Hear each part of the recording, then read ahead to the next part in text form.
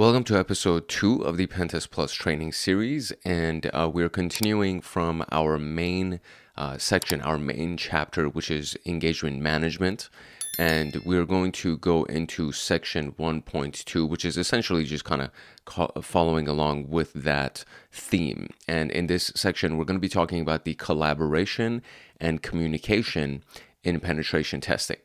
And these are very important, critical elements, as you can imagine.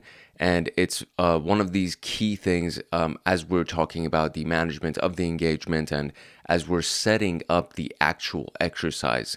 These are one of the key elements that is going to be brought up. And there's this old saying that, you say, tell them what you're going to tell them what you tell them, and then tell them what you told them.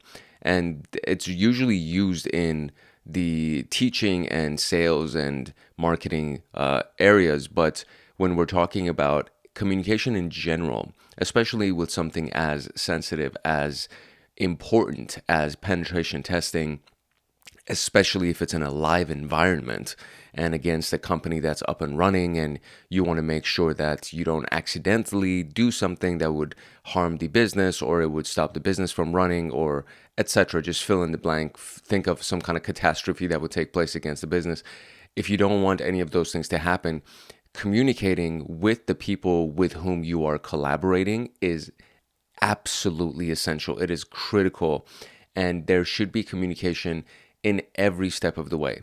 There is one, I would say maybe two different scenarios where you don't need to communicate every step of the way, and that's typically the black box pen test. The black box pen test is what on the pen testing side, for the people on the offensive security team, you don't give them any information. You say, hey, listen, you are responsible for finding everything out yourself. You're responsible for coming up with your strategy and executing all of that stuff. And typically, you also don't tell anybody on the defensive security team either. So nobody on the red team knows anything other than the fact that they have permission to attack. And nobody on the blue team knows that there's going to be an attack. And you just want to see how these teams are going to interact, or no, I should not say interact, how they're going to execute. You want to see how these teams are going to execute, how they're going to respond in a situation where you haven't warned them in advance and nobody's on their toes kind of expecting things to happen. So that would be, I would say, maybe the one scenario where collaboration and communication isn't really that big of a deal and they don't need to communicate with each other, etc., etc. The pen testing team will need to communicate with the stakeholders, with the people who hired them and gave them the authorization to do it. But for the most part, there is no communication taking place. In like pretty much every other scenario, there is a very heavy weight that is placed on collaboration and communication, and for these teams to work with each other to get the most data and most intelligence possible in regards to what is going on within the business and the vulnerabilities of the business and what should be done to increase the security posture of the business. So these are just, some of these bold elements are, it's almost like these are just placeholders, but there's so much weight for the word of accuracy. There's so much weight for the word of transparency, and so much goes on behind these individual phrases that it's almost it's an understatement to say that you need to be transparent or you need to be accurate and you need to align with the objectives of the business. So in this particular phase, our goal is to reduce misinterpretations, meaning miscommunications, misunderstandings, perceptions, all of those things, improve the effectiveness of the test, and maximize the impact of the security in general as a whole. To get the PenTest Plus notes, practice questions, and to join a supportive community of like-minded people like you, consider joining the Hackaholics Anonymous membership community. We have 4 tiers: the supporter, the agent, the guardian, and the master. And each tier gets their own Discord server and early access to content. The agent, guardian, and master levels will get exclusive content like line-by-line code explanations for how to create cybersecurity Security and PenTest Plus scripts, like exclusive downloads that they will get. For example, the notes document for this PenTest Plus and everything that I'm using for the lectures, as well as all of the practice questions and everything else that will go along, that will be made for the scripts and everything else that we're going to be doing for the PenTest Plus training series. There will be free pre-made monthly Python automations that have to do with system administration, cybersecurity defense, as well as, of course, PenTest Plus and ethical hacking. And then there's going to be monthly live streams with me every single month, plus so many other things that you would get as a part of being a member of Hackaholics Anonymous in these tiers. To join, you can simply click the link in the description below, or you can go to our homepage and click the join button there. Or you can go to youtube.com/@HankHacksHackers/join, and you'll be able to join Hackaholics Anonymous. Now, without further ado, let us continue with PenTest Plus. One of these themes under the collaboration and communication is the concept of the peer review and the alignment of the people who are in the peer review team, the peers, and the stakeholders. So as we established earlier, we have a variety of different groups that will be involved with this overall exercise of a penetration test. So the peers, the peer review, could be people within the company. It could also be people outside of the company that just know, they're aware of what's going on. It's very similar to the concept of the jury, when they say you're going to go to trial in front of a jury of your peers. It's kind of what this implies. And the concept of the peer is the group of people or the person who works alongside you, either in your company or in your industry in general, or at the very least, they have an understanding of the concept of security and penetration testing. And those group of people are going to be the ones that would be reviewing your work and reviewing your collection of intelligence and your deductions, what you've deduced from your investigations and from your tests, And those people are going to be communicating with the stakeholders in the company, the stakeholder team, and these would be the C-suite executives. And we'll go through like who those people actually are and what qualifies them. But essentially, the stakeholders are the people who are technically at stake, right? So it's like they're responsible for the success of the company at large, and they're going to be the ones responsible for making really big decisions. And then the people within the peer team, the peer review team, are the people who are more focused on this specific topic of security penetration testing. The peer review process is the process to ensure that there's quality, accuracy, and completeness of the penetration test before they are reported to the stakeholders. So the peer review team essentially reviews your work, right? So they reduce false positives. They prevent misidentification of vulnerabilities that could lead to unnecessary security changes. They improve accuracy, confirming the exploitability of the vulnerabilities before you report them. They ensure consistency. Consistency has to do with repetition, right? So can you actually consistently get this result from this test? Does this vulnerability show up consistently every time we run these assessments? So this standardizes the testing methodology and report formatting and results that are generated from the tests. And then enhancing of the learning. So senior penetration testers mentor the junior testers, improving overall team expertise. So in this particular case, when we're talking about the peers, it could be the senior pen testers and the management in the pen testing team, in the red team, that is kind of organizing and leading and reviewing the work of the up-and-comers inside of the pen testing team. So this is why peer review is so important. Now we need to look at the actual peer review process.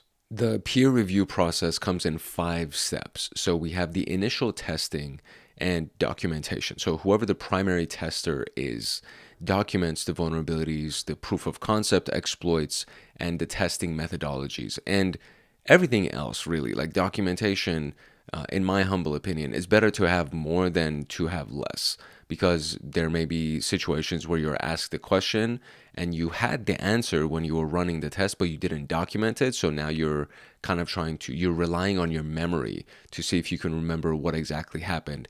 In my opinion, it's better to have a massive Word document that has everything that happened during the penetration test. And then from there, you kind of narrow it down and create like a report version of it that would be delivered to the stakeholders, and a detailed version of it that would be delivered to your pen testing management team, etc. So documentation, in my opinion, it should be very, very comprehensive.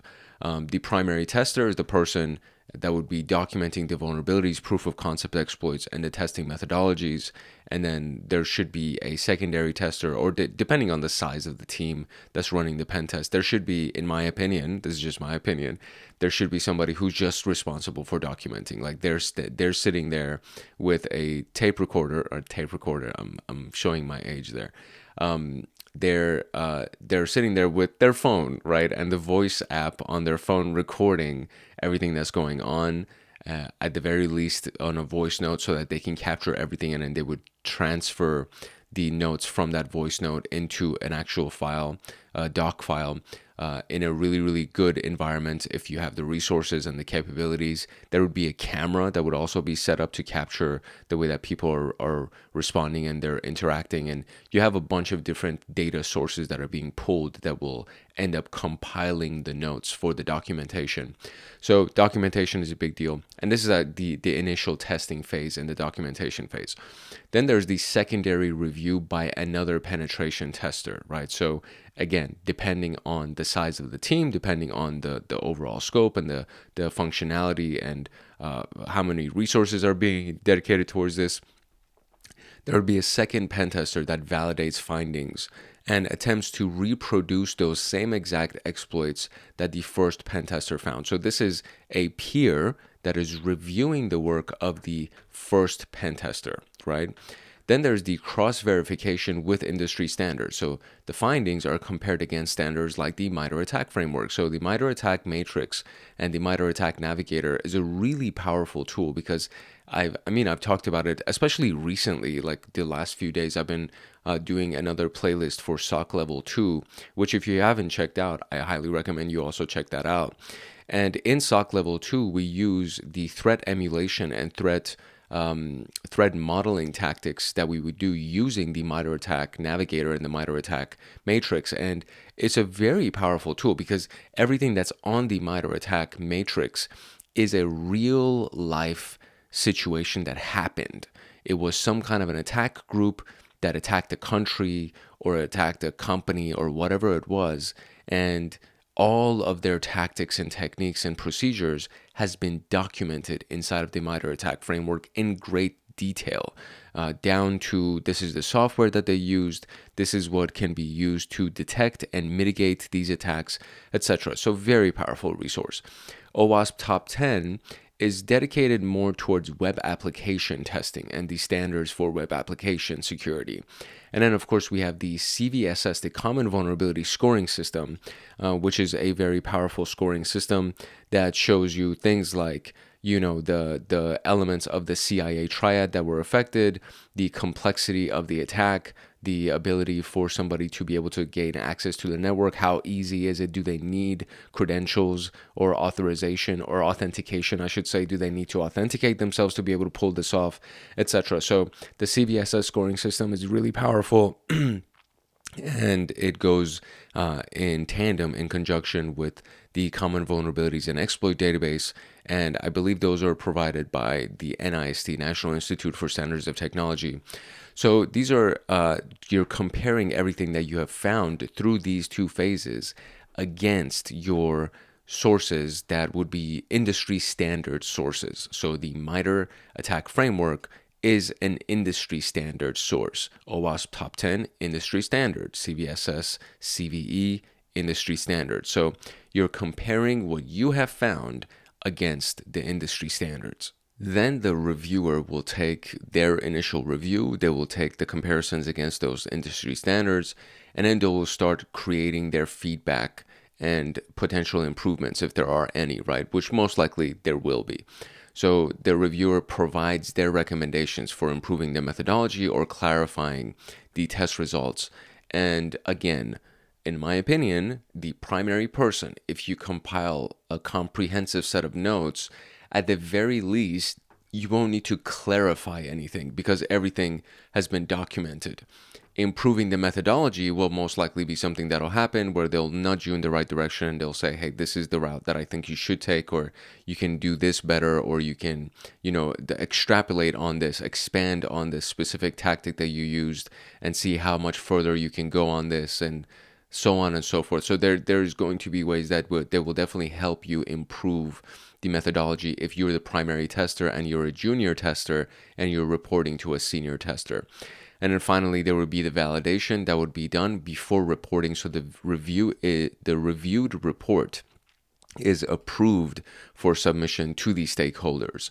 And this is done, again, by management and probably somebody else that's inside the security engineering team, as many of the senior penetration testers and the senior security folk are going to review it. And then they'll be like, yeah, you know what, this is legit and we need to actually report this. These are not false positives. These are all true positives.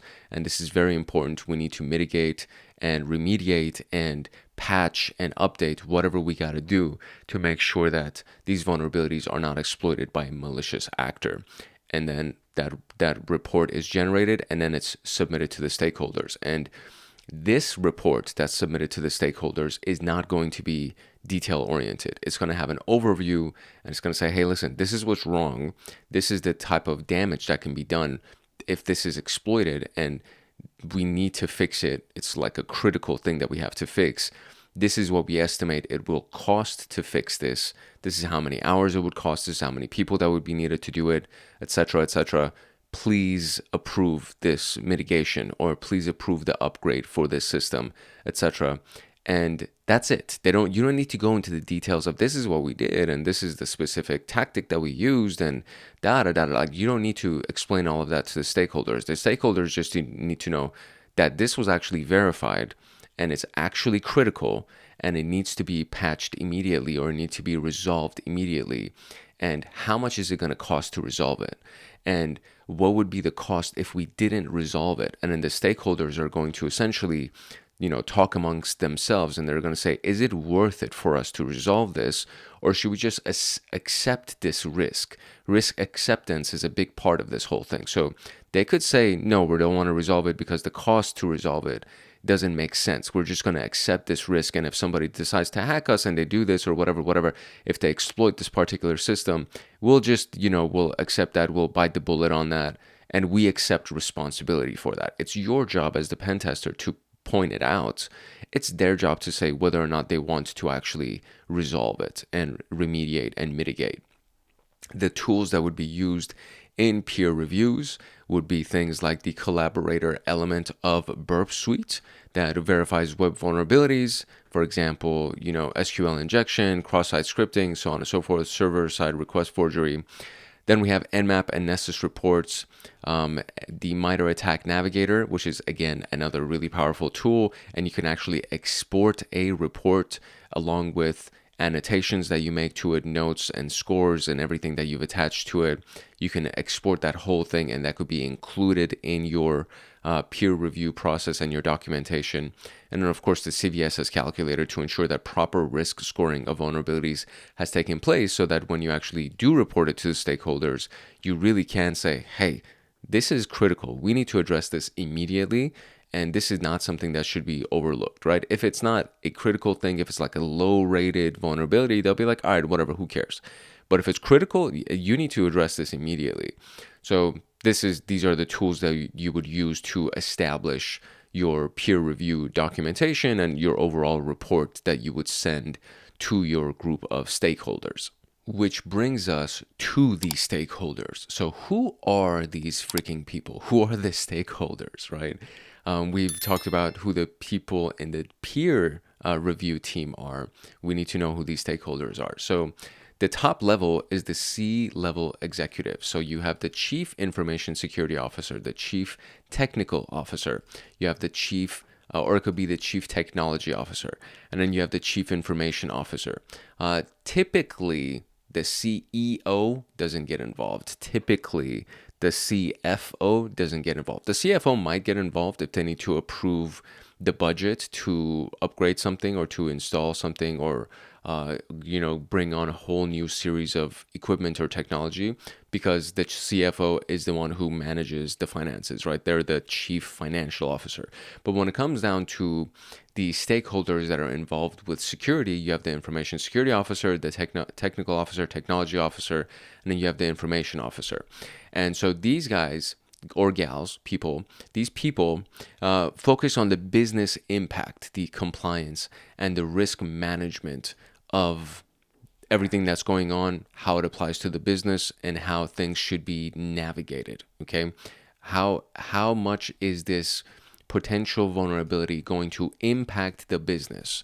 Does it really hit our compliance? Are we non-compliant if we don't fix this? And that's like almost more severe than the impact that it could have on the business, because if you're non-compliant, now you're looking at these governing agencies that are going to fine you, and then they're going to write you up, and then now they have to report you, and then you lose reputation and your stock prices take a dive. So it's like a really big chain of events that kind of sets off if you are non-compliant. And then, of course, the management of the risk and whether or not they want to accept the risk, if they want to mitigate the risk, if they want to, transfer the risk by buying insurance to offset what the cost of that risk would be, et cetera, et cetera. So that's the C-level people. Then we have the security team people. So we have the blue team, the security operations center, the incident response team. And these people are interested in the technical attack vectors, the mitigations, and the response strategies. So these people are interested in the detailed report. These people, not so much. They want to know about the impact that it's going to have, the financial the repercussions, and everything else that is a high-level overview of it. These people are interested in the nuanced details of it. And then you have the IT teams, the developers, the system administrators, network engineers that need detailed exploit data for remediation based on what is recommended by the security teams, the management teams. And then, of course, we have legal and compliance teams that ensure that the test aligns with the various regulations and regulatory environments that we covered in the last video. So these are the people that need to communicate with the peers. The peers are more looking at the actual elements of the test that are done. But these are the people that in advance, they'll be like, okay, so this is what we're going to be focusing on in this test. These are the teams who are going to be assigned to it. And this is how far you can go. This is the scope that you can go when it comes down to the techniques that you're going to use and the assets that you're allowed to attack. And the legal and compliance teams, all of these people are literally going to be in the same meeting having this conversation, and they all come together in agreement, and everybody puts in their 2 cents so that they can be like, okay, all right, this is what we're going to do, and this is what we're focused on. And then after the fact, after the pen test has been done, they come back together again with the team that did the testing, and the team that did the testing is going to report to these people, and they're going to do the high level stuff. The C-level team is going to say, okay, these are the ones that we really want to focus on. So please pass that information to the security teams as well as the IT teams to make sure that it's taken care of. And of course, if it's something that's really, really a legal issue or a compliance issue, these teams are going to chime in and they're going to say, we need to address this as well. So please go ahead and do whatever you got to do on your end to address these specific vulnerabilities, because this is a very big compliance and legal issue, and we need to address these immediately. The alignment with the stakeholders, again, I firmly believe that it should all be done in one room. It should all be done in one meeting, and it should be an organized meeting, and people should talk in turn and all of that stuff, so that you have the meeting before the event. You have any meetings that might be necessary during the event being the penetration test live as it's running. If there's something that's like really important to talk about, you need to have an emergency meeting. And then you have the meeting that would happen after the test. So at the very least, there would be the meeting before the test and the meeting after the test, and it's done with everybody, okay? This is one of those things that it saves time, it saves energy, it saves resources. Everybody come in the same room, everybody's updated at the same time, and then they can talk and navigate and strategize, and then they'll tell you, all right, this is what we want to do, right? So when you are doing the meeting before the test, you would define the testing goals very clearly, and you focus on compliance, threat simulation, or improving defenses, depending on whatever the goal is for the test. And then you would set the expectations on the scope, meaning what techniques are you allowed to use and what assets are you allowed to attack. Those both fall under scope. And then reporting, what's required and expected from the reports that you're going to generate. Ensure everyone knows what will be tested, how reports will be formatted, and response timelines. And then communicate regularly during the engagement, right? So this is the thing. Again, this is something that should happen during the engagement. The communication happens from the individual pen testers to their management. So they just report to their upper management. The individual pen tester is not going to email the chief information security officer. That's not how it works. During the penetration test, and even in the meeting after the event, the meeting after the test where everybody's sitting at the table, those people, the pen testers, aren't the ones that are going to be in that meeting. It's going to be their management that's in that meeting, and they have compiled all of the information from the pen testing team, and they're reporting to the legal team and the C-suite team, so on and so forth. So the actual pen testers, they're not going to be reporting to anybody that's on the stakeholder team, most likely, apart from their actual management, and their management is a part of the stakeholder team. Apart from those group of people, they're not going to report to anybody else in the stakeholder team. So they're going to be communicating directly with their management. And this communication, this regular communication during the engagement, goes in a hierarchical type of a chain. It's a hierarchy.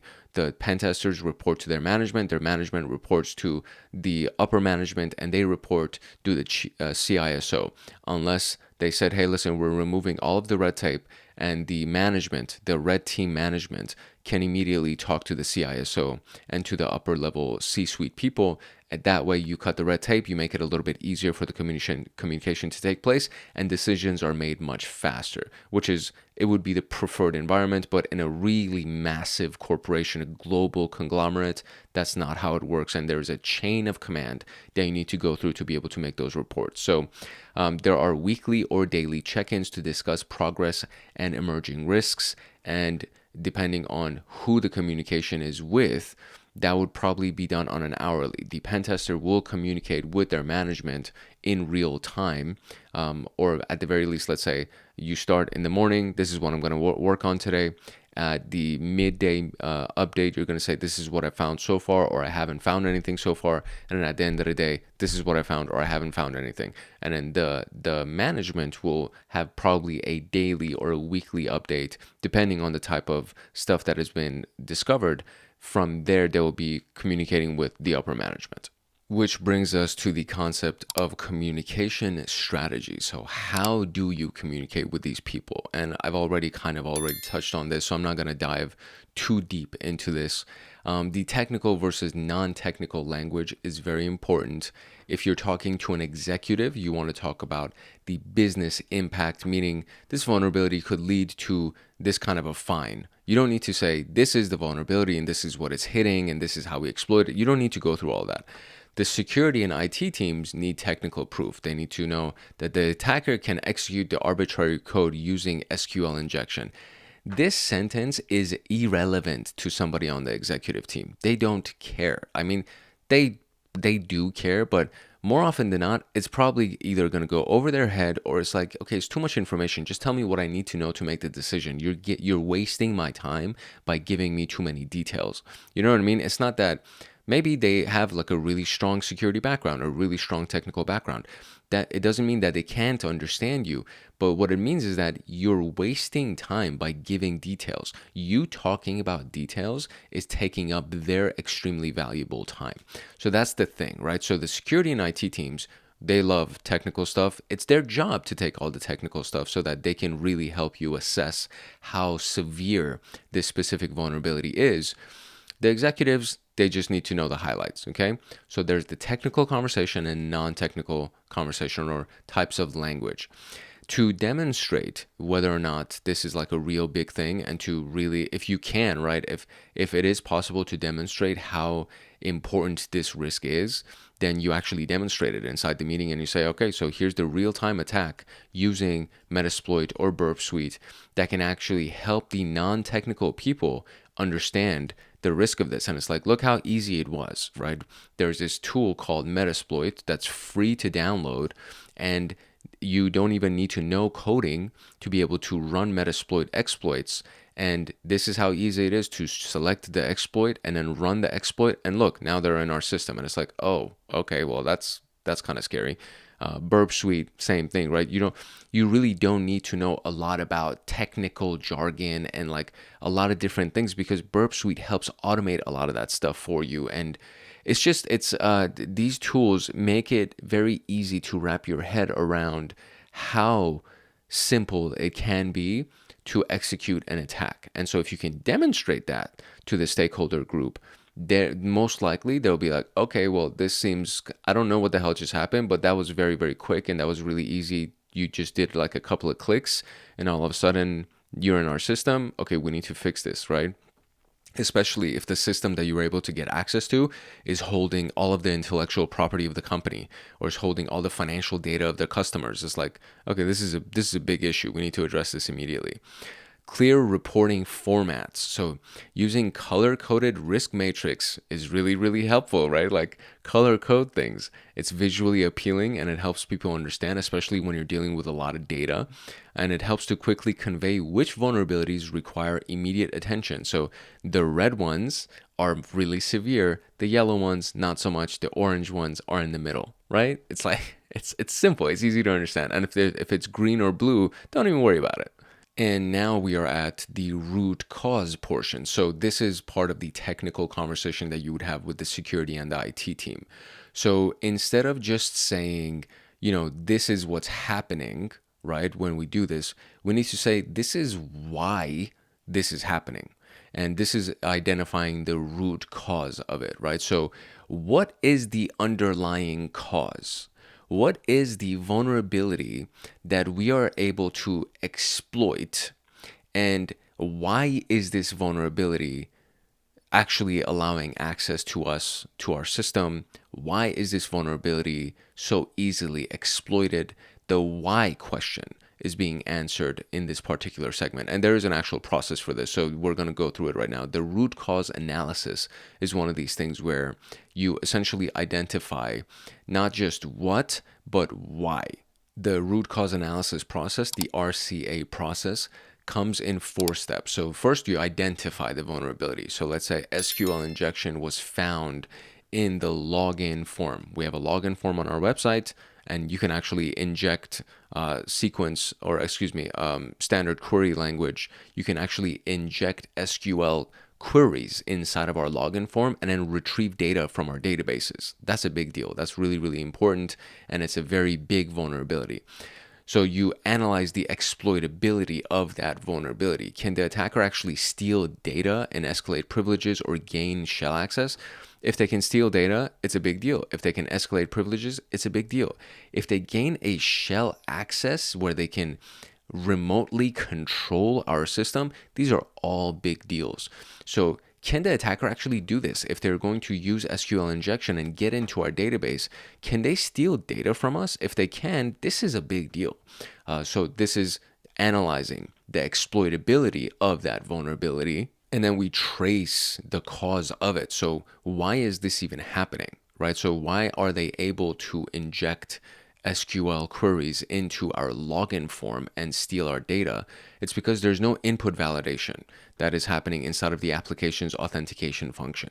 So we need to either validate input, sanitize input, do it from the client side, meaning from the web browser where somebody's actually using Google Chrome. We need to validate on the client side, and we need to also validate on the server side. So once the input, for whatever reason, if they were able to bypass our client side validation and they were actually able to send that SQL injection through their web browser, by the time that that injection or that query gets to our server needs to go a different layer of validation, and it can say, actually, I'm not processing this data because I'm not allowed to process the data, and then it won't return the data that the person or the hacker is trying to retrieve. So input validation should happen on both ends, on the client side and the server side.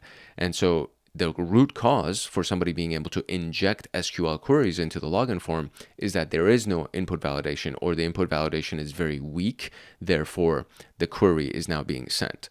And then we recommend that permanent fix. So implement parameterized queries instead of blocking keywords like this specific keyword in the SQL query. And this is just a part of the SQL injection. And I'm not going to go deep into what this means. If you've never seen it before, we'll be talking about it.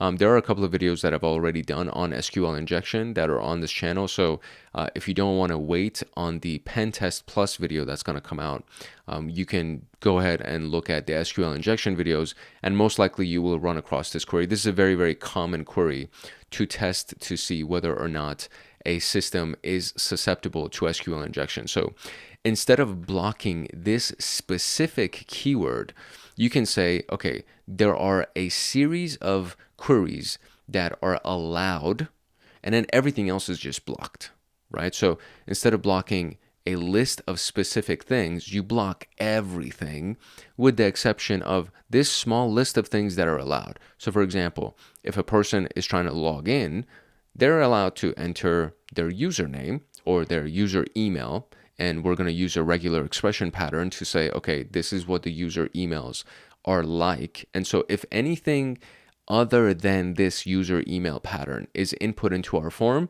we're blocking it. That's it. They're very, very simple, right?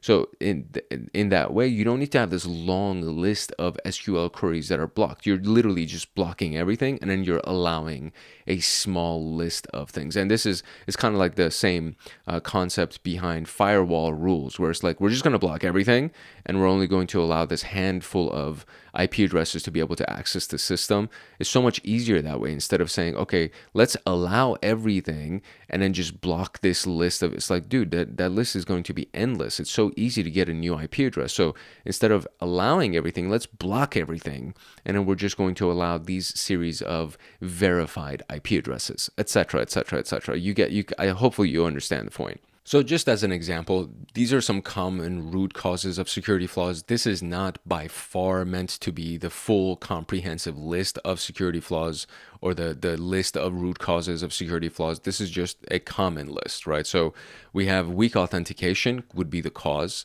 The example vulnerability would be credential stuffing or password spraying, which we'll talk about when we get to the exploitation phase.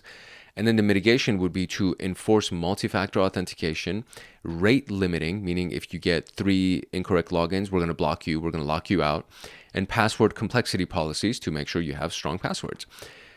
Root cause could be lack of input validation, and SQL injection or cross-site scripting could be the types of vulnerabilities that are exploited. And so you would use parameterized queries and input sanitization to mitigate these types of attacks that would be done against your system. Then we have insecure API exposure, meaning API endpoints are exposed. And this could be an indirect object reference type of vulnerability, or the API key is being leaked, which is a really, really big deal because now they can use that API key to do whatever the hell they want. Then you would implement OAuth or API rate limits or access controls to make sure that these things are not done. And OAuth is actually an authentication mechanism that, for example, when you go into a website and it says log in with your Facebook account or log in with your Google account, it's that kind of authentication mechanism. API rate limits is very similar to rate limiting with the weak authentication, except it's just how many times can this person or can this IP address or any given IP address, how many times can they make an API call against our system? And if they do more than this many times in 1 second, we know that there's something going on. We need to lock this out, etc. And then access control lists and authorization. So who can access these things, and based on their identity, what can they access? That all falls under access controls. And then we have misconfigured security settings, which could be an open S3 bucket. So simple storage system is from Amazon. It's a really, really powerful resource because you can use it for storage. You can store a bunch of stuff in it. But if it's open, that means it's publicly accessible. It's not hidden behind anything. There's no login mechanism to try to access it. So if it's publicly accessible, that means that every piece of data that's inside of that bucket is now accessible by anybody that can get the link to that bucket. And then default admin credentials, username is admin, password is admin. It's like, bro, change the credentials. What are you doing? Like that's so silly. Why would you do that? Enforce least privilege and configuration hardening, which is what this whole thing mitigates as. So if you have S3 buckets that are open, you need to harden the configurations for those S3 buckets so that people cannot simply access them from the open internet. And then the concept of least privilege means that whoever you are, that you actually log in, you are not like, you're only allowed to do one thing. You can't do everything as willy-nilly, right? You're limited to your privileges.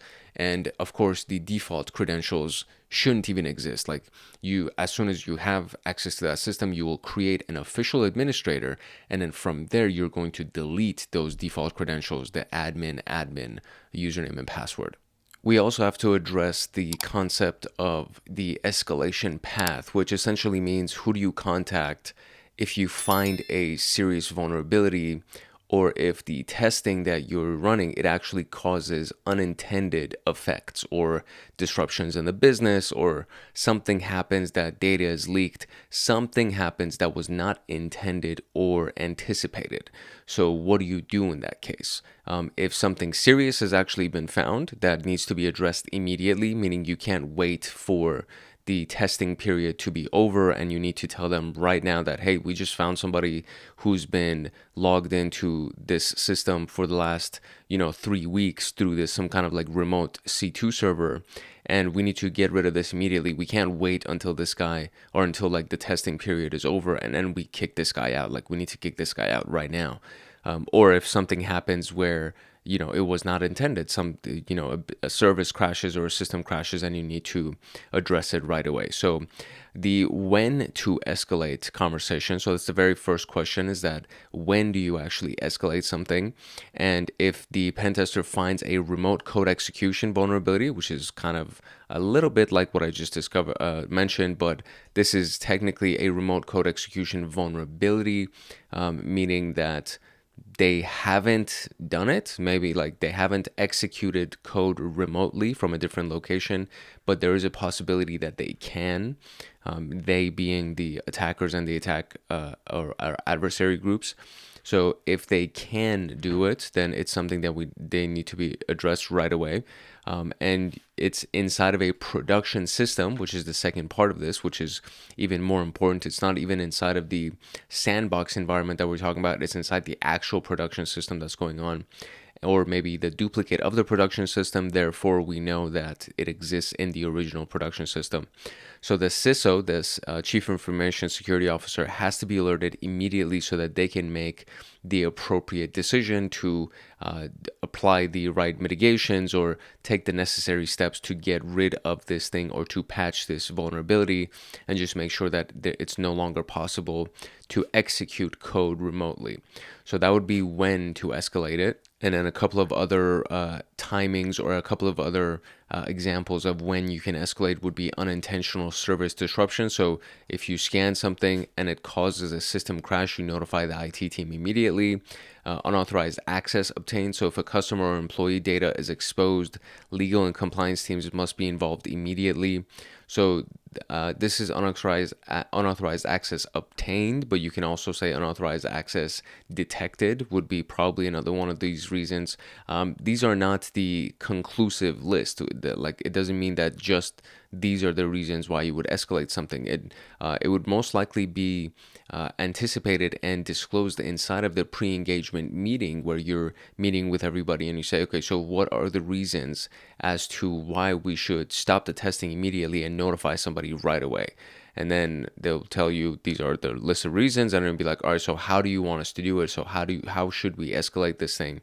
and it could be a predefined escalation contact. So for example, the incident response team, the legal team, IT security, categorize findings into low, medium, high, and critical risks, and maintain secure documentation of all findings. And I would add another element to this, which would be a secure encrypted communication method. So some kind of a messenger app or something that is encrypted, that is end-to-end encryption, and that maybe even is only being used through a VPN connection that has been encrypted and only is accessible to the internal network and people who are working on the pen test. It would be the most secure method of communication that you would use to go ahead and contact the incident response team or the IT security team, so on and so forth. Because just in case somebody's listening or somebody's watching your traffic or your communications, you don't want them to be warned, right? You don't want that person to know that you're onto them, because then they might advance their objective and they would actually steal something right away, or they would crash your systems right away because they feel like they're about to be caught. So you don't want to alert them, and you don't want to make them worried. You just want to kind of do it as sneakily as possible to notify the appropriate team so that they can take the steps necessary to secure the systems and secure the business. Which is actually the perfect segue to this secure documentation conversation. And of course, that also connects to risk articulation. So secure documentation has to do with ensuring that the documentation has accountability, traceability, and compliance essentially embedded into its process. So that would mean that reports should be encrypted and stored in a secure repository. So for example, the SIM tool that you're using, or a security vault, or some kind of an external encrypted storage drive, something that is not easily accessible, that some kind of adversary group or an attacker would have to go through several loops of encryption. They would have to jump through several hoops of encryption, to be able to access these reports, because the reports store a lot of data about, hey, this is what we found, and these are the vulnerabilities, and we noticed this, and we noticed this. You don't want all of those things to fall into the wrong hands. Access control would be authorized personnel should only be able to access those test results. And this again goes to that concept of least privilege, and it goes to the concept of access control lists and everything that would be relevant to only the appropriate people, only the authorized people that have a secret clearance, maybe even, or some kind of clearance level, that they're the only ones that are allowed to access this documentation. And of course, it should be tamper proof. And cryptographic signatures or checksums being hash algorithms that you would use, that you would say, hey, you know what, this specific document, the last time that I edited it, legitimately, the last legitimate edit has this hash value. And if you, by the time that you receive this document, if the hash value is different, that means this document has been altered and it's been tampered with. So using tamper-proof records and cryptographic signatures to verify the integrity of the documentation is another critical element of this whole concept of secure documentation practices. And we've already touched on this documentation format in a few different instances in the last video and earlier in this video as well. But officially, this is what would technically be included inside of the penetration test report, which would be the scope of the assets that are being attacked or analyzed, and the scope of the exercises that are being used, the techniques and the tactics and procedures, the findings that you have found along your investigation, the exploitability of those vulnerabilities and those findings, and any remediation step that you would recommend and implement, so that essentially whoever's reading this report knows everything that they need to know to secure the systems. They don't have to go ahead and do research themselves, because that would take extra time for them to go ahead and research their remediation and everything. It's much more efficient and a better practice for the penetration tester, kind of as like doing customer service, like providing excellent service would mean that, here, I found all of these things, and here's what I would recommend that you do to remediate all of these things. And then we have the technical walkthrough, which explains the attack steps and the proof of concept code that was used to do everything that they did to find those findings and the exploitabilities and all of those things. things, so that in case or whenever the management team wants to demonstrate these things, to say, yeah, this is what is going on, and we can actually duplicate this attack repeatedly. It wasn't just some kind of anomaly. They have the walkthrough to be able to do that. And then, of course, the risk matrices or the risk matrices, which is the visual scoring based on the CVSS, Common Vulnerability Scoring System, that just says, these three are high risk, they're critical risk, we should even say. These three are medium, and these five are low risk types of vulnerabilities that we found. So you would include all of this inside of the documentation. This is all included as the format, right, of the documentation that would be passed on to the stakeholders and the upper management team. And one final note that we would have for this section is the reprioritization of goals and the impact that it would have on the business. So during a penetration test, usually, I'm not going to say all the time, but it's not uncommon for priorities to shift during the test, because you discovered a critical vulnerability that has to immediately be addressed, or there are changes in the business risk appetite, meaning that ever since you started the test, there was new compliance that came out, and new compliance isn't really in the hands of the company. It's like something that happens, and the regulatory environment or the regulatory authority that manages your industry puts out some kind of new compliance requirements, and now that needs to be an immediate adjustment that needs to be made to your overall environment, which means that the business risk appetite immediately changes. Therefore, most likely the goal of the penetration test will change as well. Then we have the emerging attack vector. So if there's a 0-day vulnerability that was released during that test, and that 0-day vulnerability was something that prior to the test you didn't know about, right? So during the test, a 0-day vulnerability comes out, nobody knew about it, and now it's been disclosed, and now everybody knows about it, and it's something that 0-day implies that there were no previous remediations that were available. So any company that potentially has that vulnerability still hasn't patched it. Therefore, if your company has it, then you need to address it right away, because these attackers are all paying attention to the same data sources that defensive people would be paying attention to. So they're waiting for a 0-day vulnerability to be released and talked about, and then they can jump on it and take advantage of it. And there have been several instances where a vulnerability that was distributed to the public, where people, different authorities that manage these things and disclose these types of things, for example, NIST or MITRE, they disclose this is the vulnerability, we just found it, so on and so forth. And if you have this kind of system, you need to patch it and you need to upgrade your system. But then these certain large companies, I don't remember the name, I think it was maybe Target. It could be Target or Walmart. It's one of those big shopping companies. There was an example in the Security Plus training, as I was looking for different stories to kind of drive the point home about certain attacks or certain security issues, where there was this really large multi-billion-dollar company that took several months to patch a specific vulnerability in their system. And during those several months, they got hacked, because it wasn't because they weren't aware of it. They were aware of it. They just took their sweet time to patch it. Therefore, they got hacked. And so this is another one of those key elements where it's it reprioritizes the goal. If something has been disclosed since the test started, since the penetration test started, and now it affects you, and you're aware that it affects you, you need to stop the penetration test, or at least pause it and address that immediately, because anybody who gets the same data feed, the same news feed that you're getting is on the attacking side, especially the malicious actors. If they're getting the same newsfeed you're getting, most likely they're going to get that information, and they're probably going to try to manipulate it or exploit it to see who they can hack. So an example of this would be a company originally focused on web app testing, but a critical misconfiguration in the AWS IAM, Identity and Access Management permissions, forces shifting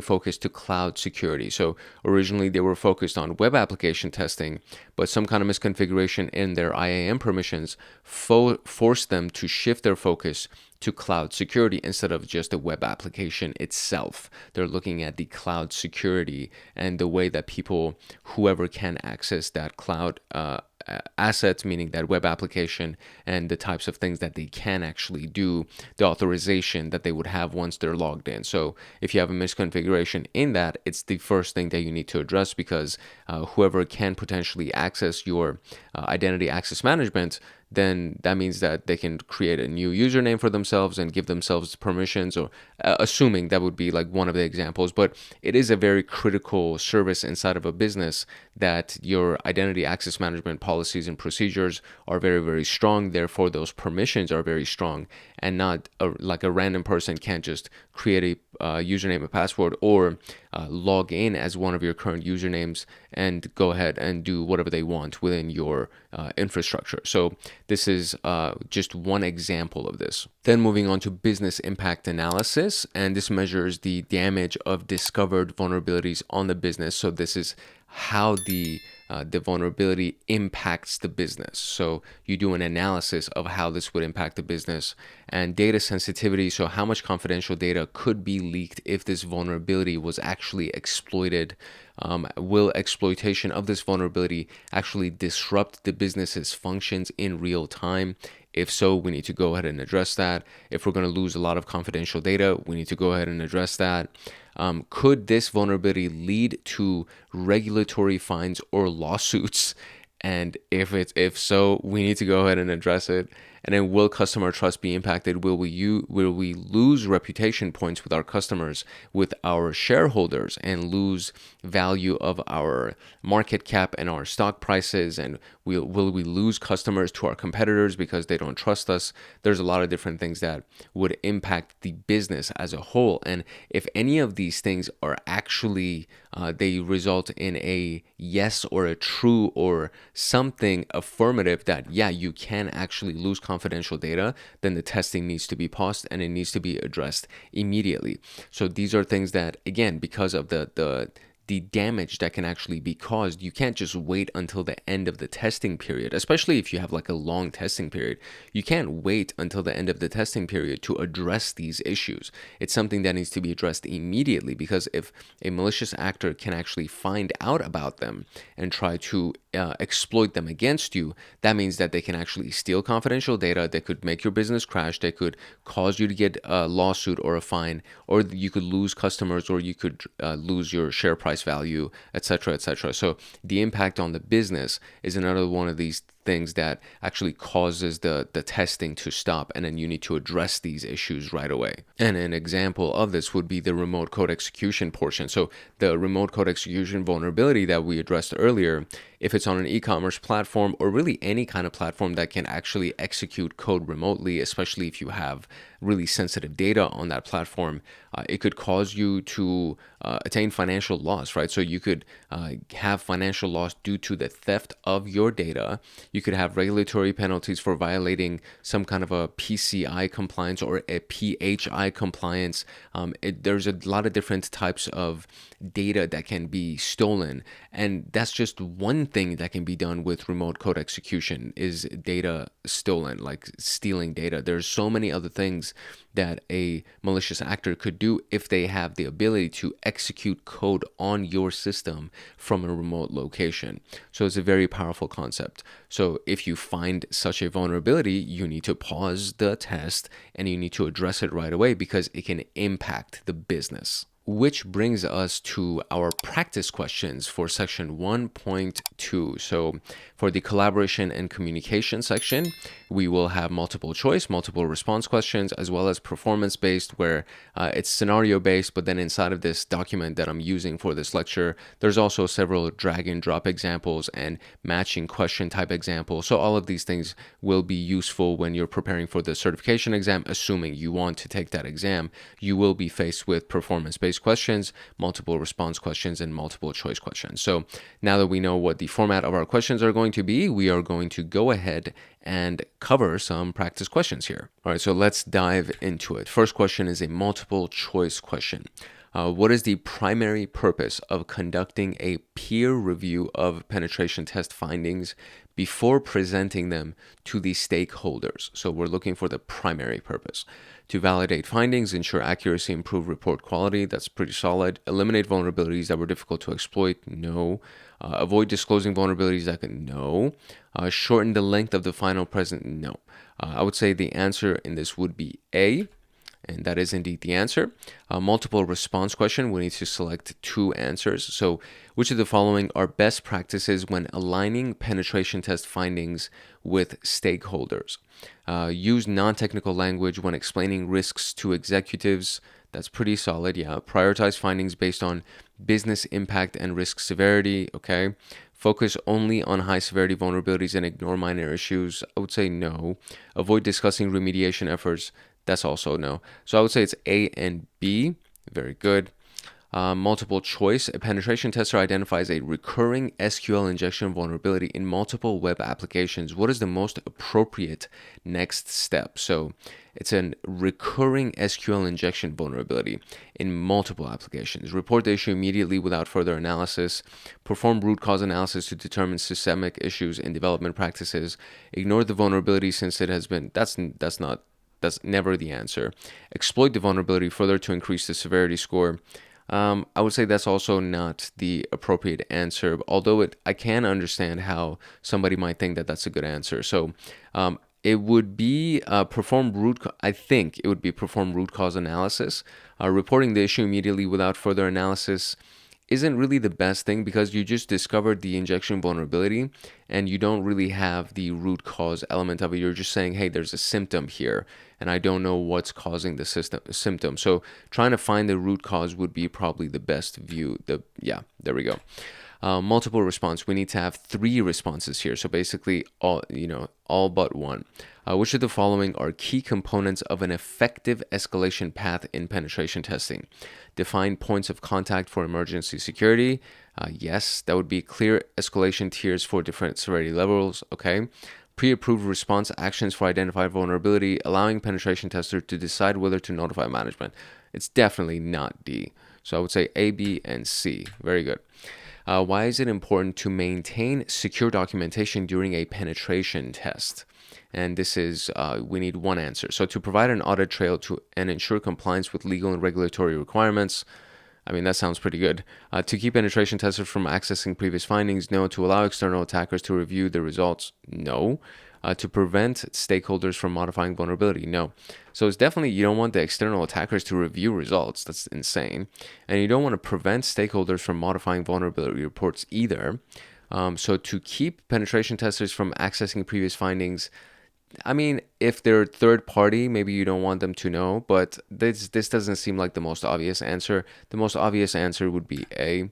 Very good. So which of the following, we need 2 answers here. Which of the following are essential for securely handling penetration test documentation? So encrypting all reports and findings before storage, that would be pretty good. Restricting access to pen test results based on the principle of least privilege, that's also good. Sending unencrypted reports, that's immediately a red flag, so that's no. Storing reports on publicly accessible shared drives, that's also no. So A and B would be the answer. Multiple choice, so one answer. During a penetration test, a business critical system is unexpectedly affected.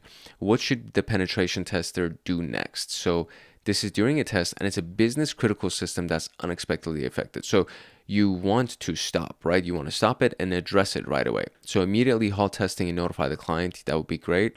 Continue testing to complete full assessment. No. Modify testing parameters without notifying. That's definitely no. Proceed with testing but document any system disruption later. So I can see how this could be potentially an answer, but again, based on what we've studied, if it's a business critical system, we need to immediately notify the client. So the answer would be A. Which factor, we have 3 answers here, so all but one. Which factors should be considered when reprioritizing the testing goal? The business impact of discovered vulnerability, yep. New threats emerging during the assessment, yes. Client's risk tolerance and operational priorities, yes. Penetration testers' personal preference, no. That's not the answer. So A, B, and C. And, that's it. That was quick. So I guess we didn't have a scenario 1 in this particular series of questions. Okay, so moving on to the next one. Of course, if you wanted the full set of questions, including all of the drag and drop and matching and things like that, it's inside of that document for you that you can access from joining Hackaholics Anonymous as an agent level member or above.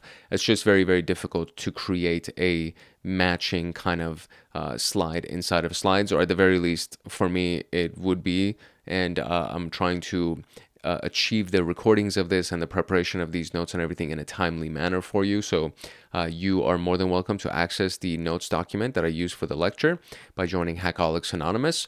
And for the most part, we went through a good series of questions for section 1.2, and we are now going to move to section 1.3. To get the PenTest Plus notes, practice questions, and to join a supportive community of like-minded people like you, consider joining the Hackaholics Anonymous membership community. We have 4 tiers: the supporter, the agent, the guardian, and the master. And each tier gets their own Discord server and early access to content. The agent, guardian, and master levels will get exclusive content like line-by-line code explanations for how to create cybersecurity and PenTest Plus scripts, like exclusive downloads that they will get. For example, the notes document for this PenTest Plus and everything that I'm using for the lectures, as well as all of the practice questions and everything else that will go along that will be made for the scripts and everything else that we're going to be doing for the PenTest Plus training series. There will be free pre-made monthly Python automations that have to do with system administration, cybersecurity defense, as well as, of course, PenTest Plus and ethical hacking. And then there's going to be monthly live streams with me every single month, plus so many other things that you would get as a part of being a member of Hackaholics Anonymous in these tiers. To join, you can simply click the link in the description below, or you can go to our homepage and click the join button there, or you can go to youtube.com/@HankHacksHackers/join, and you'll be able to join Hackaholics Anonymous.